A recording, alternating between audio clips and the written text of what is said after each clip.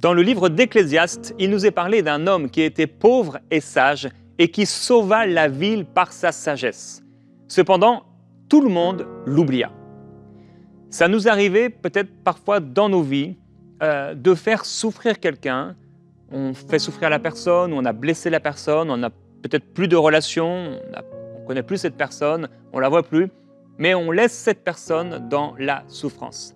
Ici, dans le livre d'Ecclésiaste, eh bien, cet homme pauvre et sage, il a sauvé toute sa ville, mais il est écrit que personne ne s'est souvenu de lui. Alors, est-ce que dans le domaine des relations, vous avez déjà été blessé?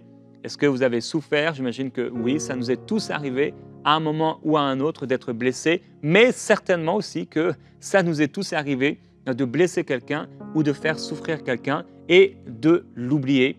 Et on continue notre vie, mais en fait, cette personne, on l'a blessée, cette personne, on l'a fait souffrir, et nous, on continue notre vie comme si rien n'était, et on ne sait pas ce qui se passe de l'autre côté dans la vie de cette personne. C'est ce dont on va parler aujourd'hui. Et je vais lire aujourd'hui un témoignage. Et en fait, cette fois-ci, ce n'est pas exactement moi qui va le lire, mais comme je l'ai fait pour la série questions, réponses, prières, où j'ai un peu interagi avec la régie, c'était Romain, si vous avez vu cette série. Et bien aujourd'hui, c'est James, donc salut James, dans la régie, qui va lire ce témoignage. Donc James, toi, tu es aussi réalisateur comme Romain. Exactement. Et qu'est-ce que tu fais aussi dans la régie? C'est surtout de la réalisation. Ouais, la réalisation, responsable régie. Je fais aussi des montages, donc un peu comme tout le monde ici, on est un peu polyvalent. Ouais, c'est ça. Ouais. Une grande bénédiction, James. Merci. Et donc, James, aujourd'hui, tu as un témoignage, je crois, de Raphaël, c'est ça? C'est ça, Raphaël de France. Donc, je vais te le laisser nous le partager. D'accord, merci Jérémy. Alors, il dit bonjour à toute l'équipe EMCI. Bonjour Raphaël. Je souhaite partager mon témoignage qui concerne l'émission Prière inspirée avec, pour thème, dans l'Ancien Testament, Dieu guérissait les malades. Ouais. Cela faisait plusieurs mois que je souffrais de douleurs au dos et aux épaules. Pendant la prière, le pasteur Jérémy nous a demandé de poser nos mains là où nous ressentons des douleurs. Immédiatement, j'ai ressenti des frissons et une puissante chaleur dans tout mon corps. À ce moment-là, j'ai su que le Seigneur était à l'œuvre. À la fin de la prière, Jésus-Christ m'a complètement guéri et je ne ressentais plus aucune douleur. Yes. Je tiens à remercier chaleureusement tous les frères et sœurs de MCI. Que vous soyez tous bénis abondamment. Merci Seigneur Jésus, je rends gloire à Dieu notre Père Céleste, celui qui guérit l'âme de l'homme. Amen. Amen. Merci James. Merci pour ce partage de ce témoignage et que le Seigneur soit vraiment glorifié pour de telles guérisons. Chaque semaine, il y a des choses merveilleuses que le Seigneur fait. Et si vous, comme Raphaël, eh bien, vous souffrez dans votre corps, que le Seigneur puisse vous toucher maintenant, alors qu'on parle de tout à fait autre chose. Je me souviens un jour, j'étais dans l'église de mon ami, le pasteur Stéphane Caddy, dans le sud de la France. Et c'est assez rare que je prêche sur ce domaine, mais je prêchais sur les finances. Je sentais vraiment que je devais prêcher sur les finances. Ce que je ne savais pas, c'est qu'il y avait là plusieurs banquiers qui étaient venus là pour la première fois. Et j'ai fait un appel au salut et plusieurs personnes ont pu recevoir le Seigneur Jésus-Christ ce jour-là. Donc on peut parler d'un thème et Dieu agit ailleurs. Dieu est un Dieu, il est puissant, et comme on l'a entendu, polyvalent également. Donc alors qu'on parle des relations, le Seigneur peut aussi vous guérir dans votre corps. Et d'ailleurs, parfois on a des maladies, il y a des douleurs dans notre corps qui sont là et qui sont le résultat d'un manque de pardon, d'amertume. Peut-être on est rongé par quelque chose. Et si c'est votre cas aujourd'hui, je crois que ce n'est pas un hasard que ça me vienne à la pensée. Eh bien, si c'est votre cas, que vous puissiez pardonner et recevoir une pleine et une entière guérison. Certains se disent, mais oui, mais moi, je ne peux pas pardonner parce que si je pardonne, mais la personne ne le mérite pas. Mais si vous pardonnez, eh bien, vous serez guéri. Ne vous empêchez pas de recevoir cette guérison. Alors, un des exemples dont je voudrais parler par rapport à ce thème, c'est Joseph.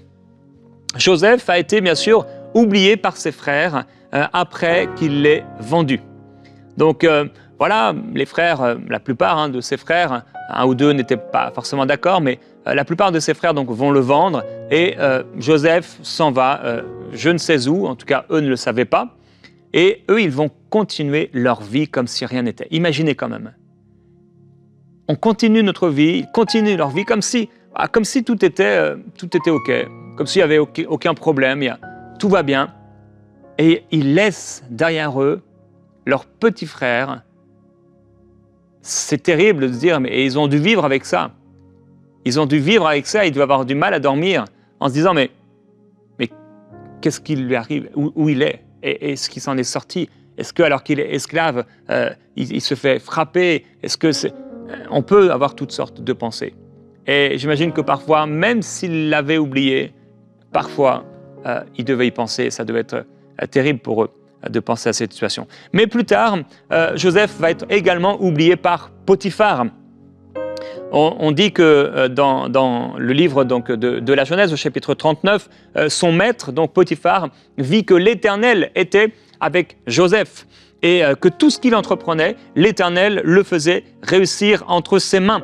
Et donc Joseph va trouver grâce aux yeux de son maître, il va l'établir sur toute sa maison, il n'y a rien que Joseph ne pouvait toucher à part son épouse. Et vous savez ce qui va se passer, c'est qu'au bout d'un moment, eh bien, son épouse va vouloir séduire et coucher avec Joseph. Lui, il reste dans son intégrité, il garde son intégrité, il ne veut pas tomber et il refuse de toucher à sa femme.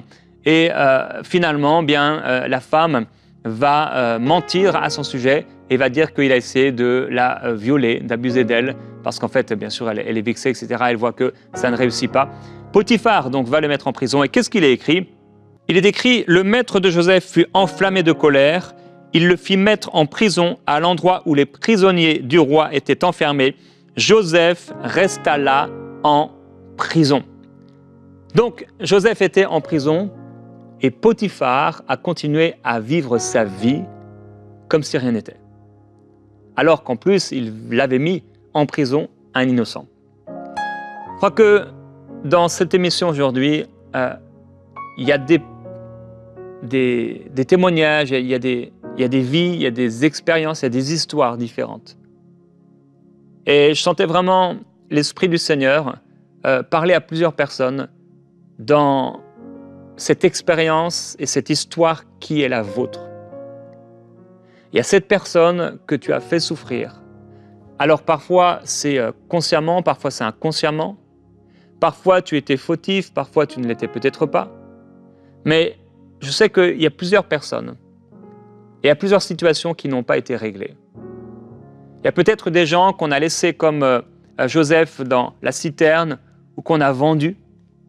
Il y a peut-être des personnes comme Potiphar envers Joseph. On a accusé ces personnes.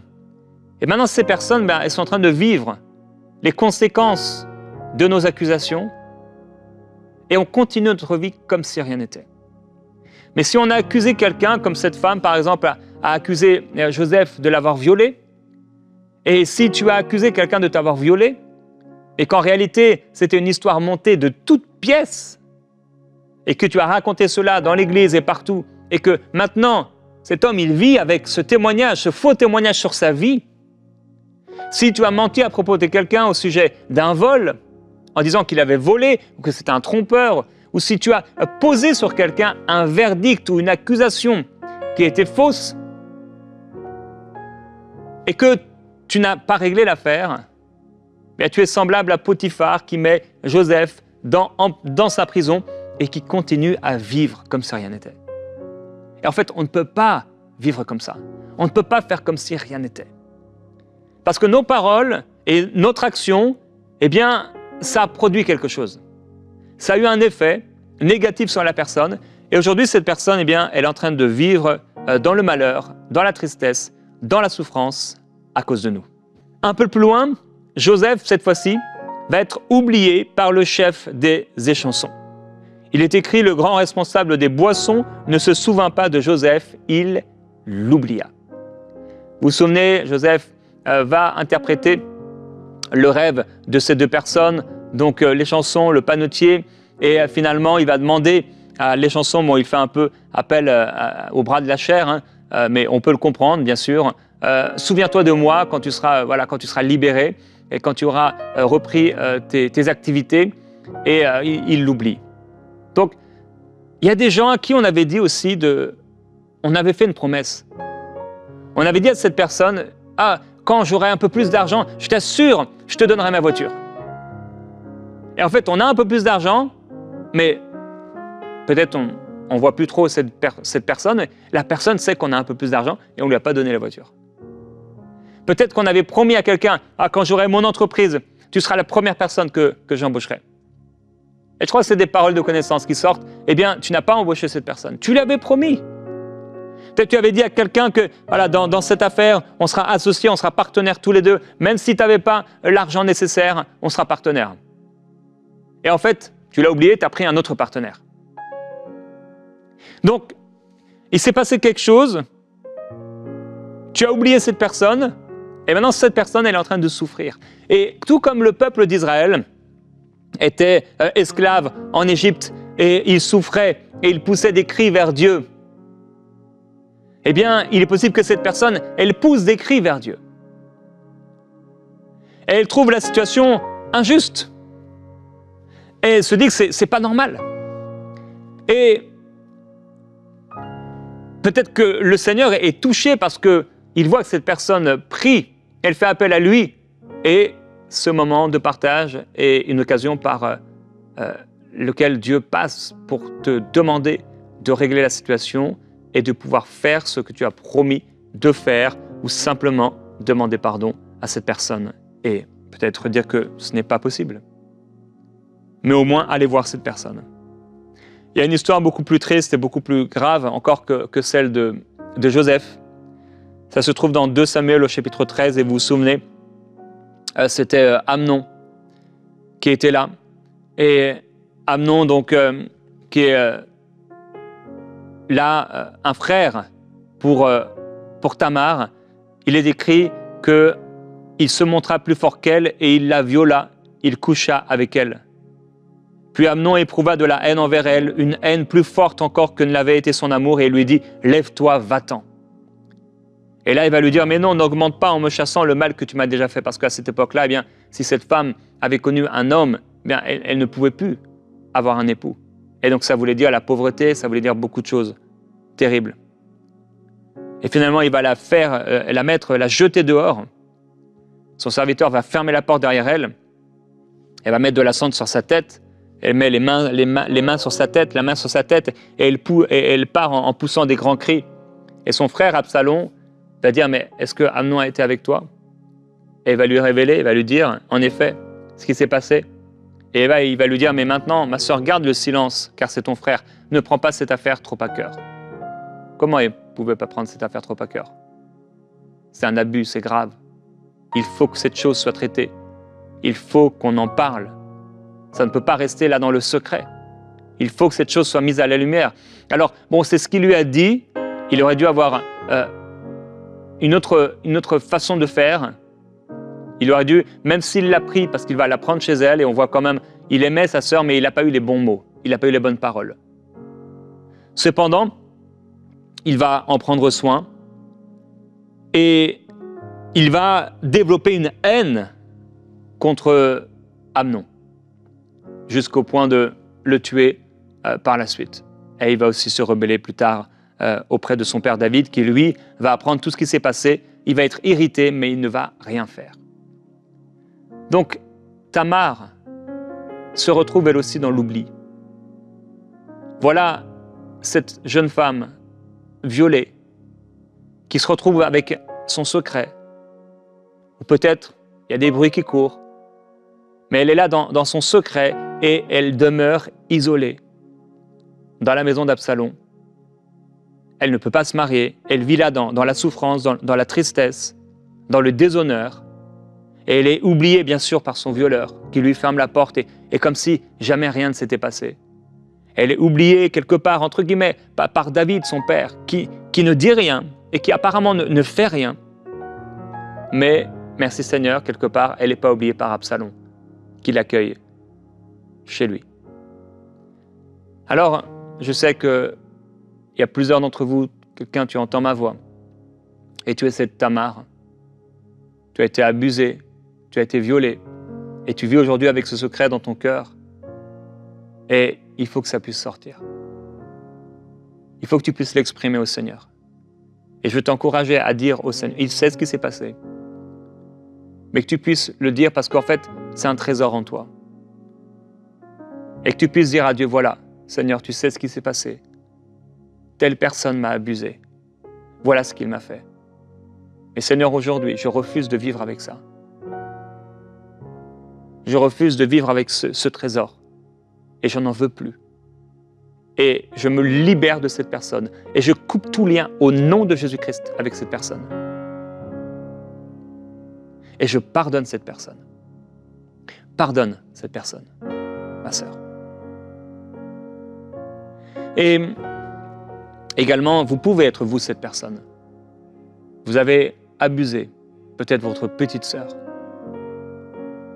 Vous étiez peut-être petit, vous aviez peut-être 8 ans, 10 ans, 12 ans, 16 ans, 18 ans. Et en fait, voilà, bon, l'histoire s'est passée, ça s'est passé une fois, ça s'est passé X fois, ça s'est passé tant de mois peut-être, même plusieurs années, et c'est tabou, comme si rien ne s'était passé. Et ce que vous avez fait, c'est terrible. C'est condamnable. Et si vous ne vous êtes pas repenti de cela, Dieu vous condamnera à cause de ça. Parce que vous devez vous repentir.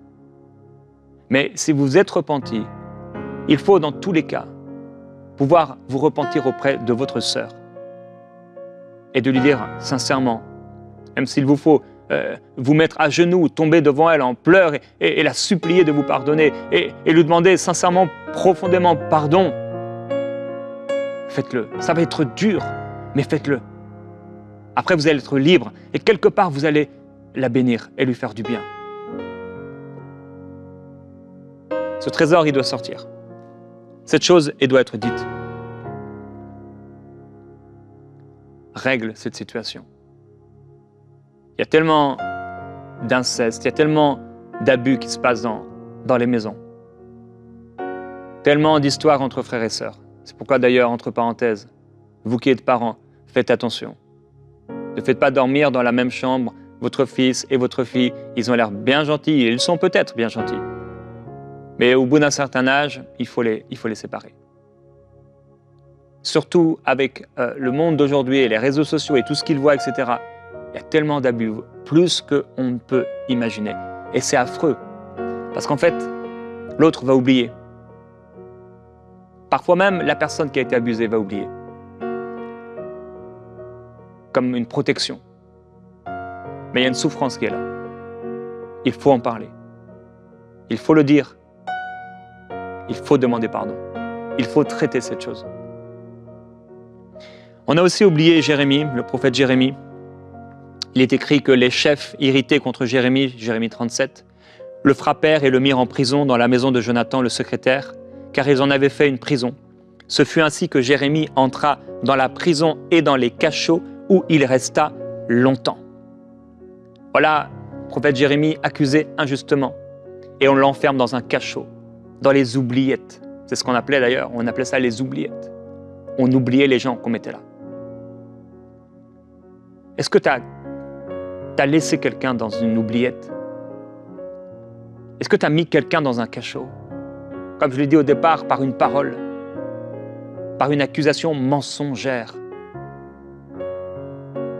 Et la personne est en train de souffrir. Ça peut être aussi une séparation. Tu as quitté quelqu'un, mais tu l'as fait d'une mauvaise façon, tu as fait souffrir quelqu'un et tu lui as jamais demandé pardon. Tu dois lui demander pardon. Si cependant la personne refuse de parler avec toi, elle ne veut pas parler, elle ne veut pas t'écouter, bien, tu as fait ce qu'il fallait, tu lui as demandé pardon.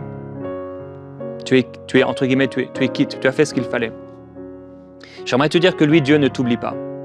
Il est écrit dans le psaume chapitre 9, car il venge le sang versé, il s'en souvient, il n'oublie pas le cri des malheureux. J'aimerais te dire aujourd'hui que Dieu n'oublie pas le cri des malheureux. Il dit, une femme oublie-t-elle son enfant? Qu'elle allait? N'a-t-elle pas compassion du fils qui est sorti de son ventre? Même si elle t'oubliait, même si elle l'oubliait, moi je ne t'oublierai jamais. Le méchant, lui, il pense que Dieu a oublié, et il pense que c'est oublié. Il est écrit dans Psaume chapitre 10, il dit dans son cœur, Dieu oublie, il se cache, il ne regarde jamais. Mais le Seigneur n'a pas oublié. Et le Seigneur va traiter ce genre de choses quand on se retrouvera face à face avec lui, à moins qu'on ne le traite sur la terre. Frères et sœurs, le jugement commencera par la maison de Dieu. Tu ne peux pas faire semblant. Il faut que tu le dises. Il faut que tu craches cette chose. Il faut que tu traites cette situation. Alors avant de prier, je te propose un exercice, l'exercice du jour. Écris le nom de la personne que tu as oubliée et qui souffre par ta faute. Et ce que tu pourrais faire pour elle. Je t'invite pendant ce temps de prière à, bien sûr, un prénom, quelqu'un pour certains, et vous pensez peut-être à personne. Et Saint-Esprit, est-ce qu'il y a une personne à qui j'ai fait du mal? Des fois, c'est pas aussi grave, bien sûr, qu'un abus, un viol. Peut-être une séparation, peut-être une parole qui a été donnée, peut-être une moquerie à un moment, peut-être c'est même quelqu'un, vous étiez à l'école et vous vous moquiez tout le temps de cette personne, et maintenant cette personne elle vit avec une souffrance. Vous avez continué votre vie, mais si vous avez la possibilité de voir cette personne, ou au moins de prier pour cette personne, allez voir cette personne, ou au moins prier pour elle si la personne est introuvable. Père, aujourd'hui, tu nous parles de façon prophétique.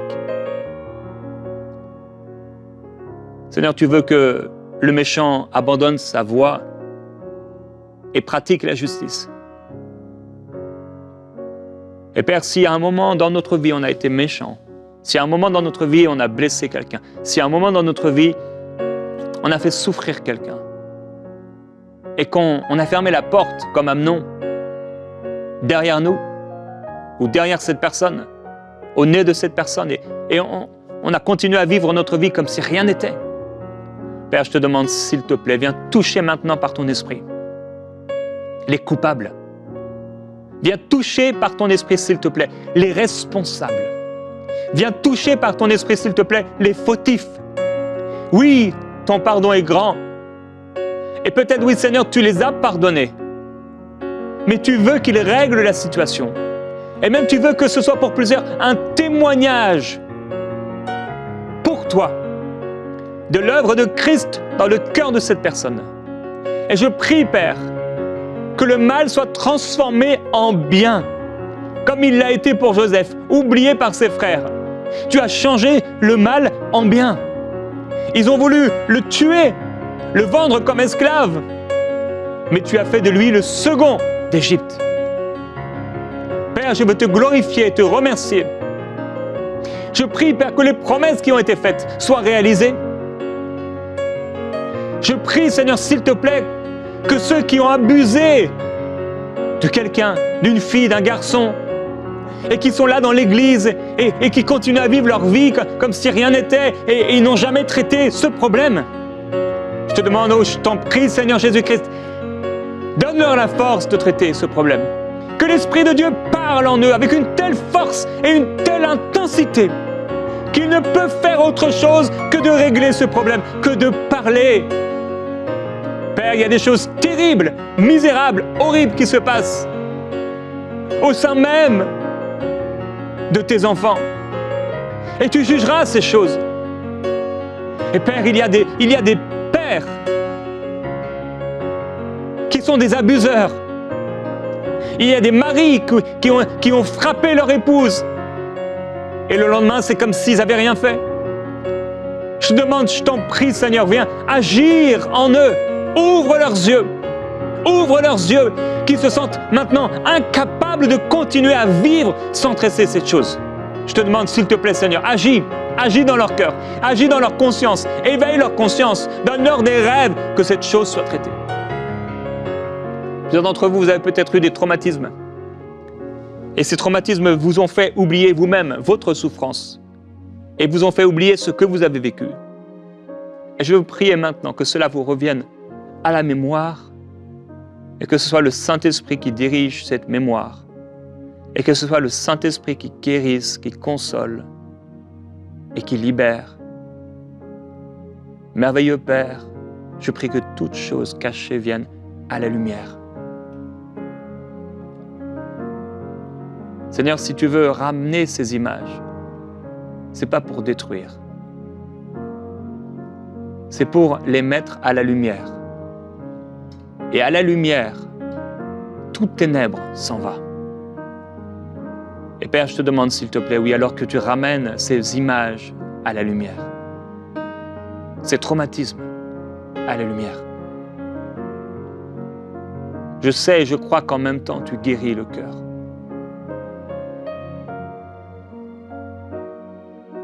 Certaines personnes, là, vous êtes en train de crier maintenant. Il y a une souffrance qui sort. Il y a un cri qui sort. Et Père, je te demande, s'il te plaît, libère cette personne. Guéris son cœur au nom de Jésus-Christ.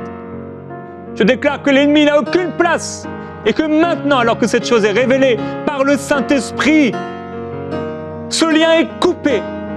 Le lien qu'il y avait avec cette personne, le lien spirituel satanique, c'est coupé maintenant au nom de Jésus-Christ. Maintenant, tu es libéré. Seigneur Jésus, merci pour la délivrance, merci pour la libération, merci pour la guérison de ce cœur. Tu vas reconstruire. Tu reconstruis là où c'était plus habitable. Tu reconstruis sur des ruines et d'un lieu déshonoré. Tu en fais une ville sainte. Tu en fais un verger abondant. Le Seigneur fait de toi et fera de toi un verger abondant. Le Seigneur te remplira d'une joie nouvelle que tu n'avais pas expérimentée. Dans le nom de Jésus-Christ, il le fait. Il le fait. Il le fait. Demande au Seigneur là où tu te trouves. Père, quelle est cette personne que j'ai fait souffrir? Et j'ai pas réglé la situation. Ça peut être avant que tu aies rencontré le Seigneur. Et si tu as la possibilité d'aller voir cette personne, va la voir. Dépose-la ton offrande. Traite cette chose parce qu'elle est importante pour Dieu. Et tu vas voir cette personne. Ça s'est peut-être passé il y a 5 ans, il y a 10 ans, il y a 20 ans. Mais cette chose était si importante qu'il va falloir la confesser. Fais-le. Fais-le. C'est pour ton bien. Fais-le. Ce sera une libération pour toi. Et ce sera aussi un moyen de guérison pour cette personne. Et prie pour cette personne avant cela. Avant ce rendez-vous, prie. Prie pour cette personne. Repens-toi devant le Seigneur. Repens-toi. Et que ton cœur, toi aussi, soit guéri. Au nom de Jésus-Christ. Amen.